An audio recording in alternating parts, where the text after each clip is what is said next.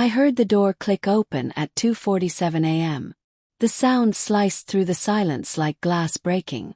Our bedroom was dark, except for the faint glow of the streetlight bleeding through the blinds. I sat up, pulse thudding in my ears, listening to the slow, uncertain footsteps that stumbled down the hallway. Then the smell hit me. Cheap perfume, alcohol, and something faintly metallic. "Claire!" called out.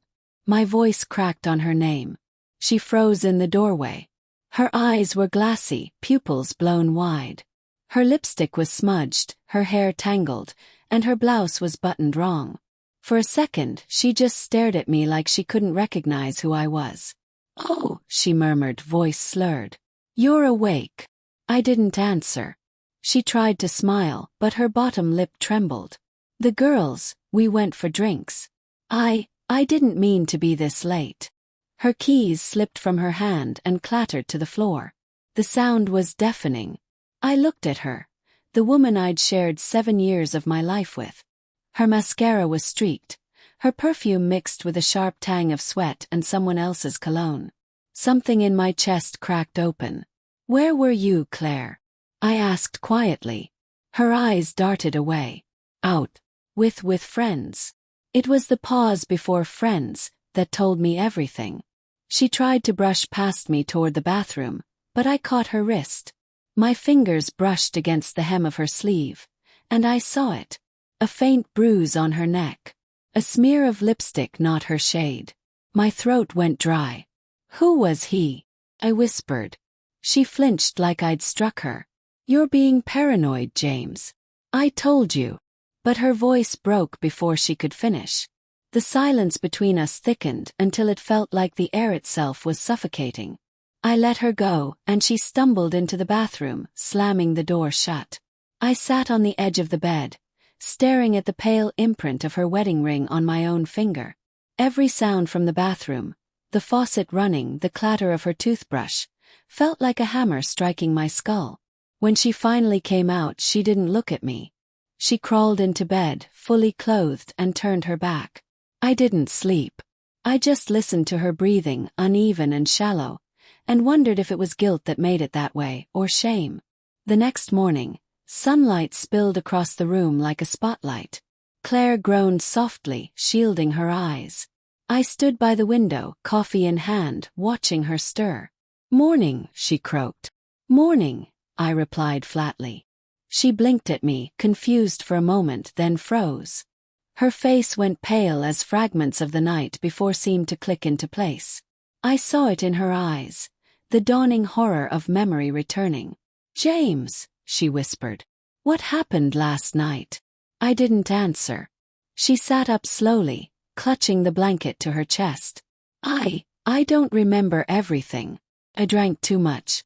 I shouldn't have." Her voice trailed off. She looked down at her blouse, still faintly stained with something dark. "You came home reeking of alcohol," I said. "And perfume. And someone else." Her eyes filled with tears. "Please don't do this." "Don't do what?" "Acknowledge that you cheated on me." Her mouth opened but no sound came out. Just silent tears. "I didn't mean to," she finally whispered. "I swear I didn't. Just happened. I felt so alone lately, James. You've been so distant, and I was drunk and he..." "Stop." I turned away, my hands trembling. "You don't get to make this my fault." "I'm not," she cried, voice cracking. "I'm just trying to explain." I faced her then, and whatever I was holding inside snapped. "Explain how you came home wearing another man's scent. Explain the mark on your neck. You destroyed everything we built, for what? A few hours of feeling wanted." She sobbed into her hands. "I'm sorry. I'll do anything. Please, James, I love you." "Don't," I said quietly. "Don't say that word.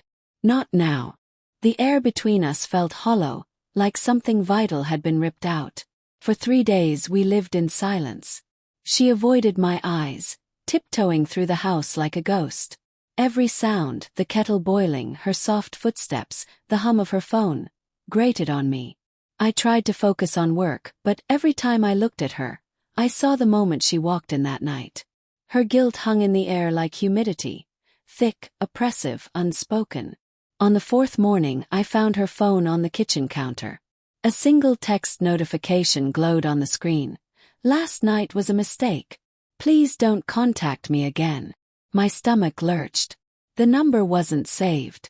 I deleted the message before she could see me looking. Then I stared at her across the kitchen table. She was stirring her coffee, hands shaking. "You remember it now, don't you?" Yes. Her spoon froze midair. She looked up slowly, eyes red-rimmed. "Yes," she whispered. I waited for her to say his name. She didn't. Instead, she said, "I'll never forgive myself." Something inside me shifted. Not forgiveness, not pity, but exhaustion. "You shouldn't," I said. "But I will." She looked startled. "You will?" "Yes. 'Cause I need to. Not for you, for me." Her eyes widened, searching mine for some sign of hope. I gave her none. "I'm leaving, Claire," I said. Not out of anger. Out of survival. She reached for me across the table, but I stepped back. Her fingers brushed empty air. I walked out the door, the sound of her sobs chasing me down the hall. A week later, I came home one last time to pack the rest of my things. The house was silent. Empty wine bottles lined the counter. And on the fridge, pinned beneath a magnet, was a note in her handwriting. "I can't live with what I did. Please remember me as I was before that night." My breath caught. I rushed to the bedroom and froze. The bed was perfectly made. Her wedding ring lay on the pillow. And for the first time in days, I noticed something I hadn't before.